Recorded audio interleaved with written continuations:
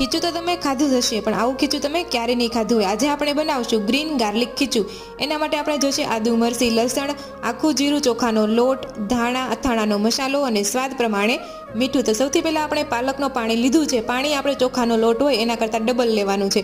પછી એમાં આપણે નાખ્યું છે મીઠું, આદુ, મરચી, લસણ, આખું જીરું અને ધાણા. તમે તલ પણ નાખી શકો છો. પછી આપણે એને એકદમ હલાવી નાખવાનું છે. પાણી ઉકળી જાય એટલે એમાં ચોખાનો લોટ નાખતા જવાનું છે અને લાકડાની મદદથી આપણે એને એકદમ હલાવતા જવાનું છે.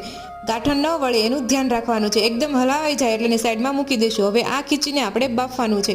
તો બાફવા માટે તપેલીમાં પાણી લીધું છે, એના ઉપર જારી મૂકી દીધી છે.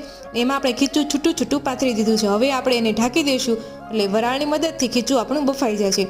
ખીચું બફાઈ જાય એટલે આપણે એને એક બાઉલમાં લઈ લઈશું અને બાઉલમાં આપણે નાખીશું તેલ. તેલ આવે એટલે ખીચુંનો સ્વાદ પણ અલગ થઈ જાય છે. તમને રેસીપી ગમી હોય તો લાઈક કરવાનું ભૂલતા નહીં. પછી તમે એના બોલ પણ વાળી શકો છો ને એમ પણ ખાઈ શકો છો. રાધે રાધે.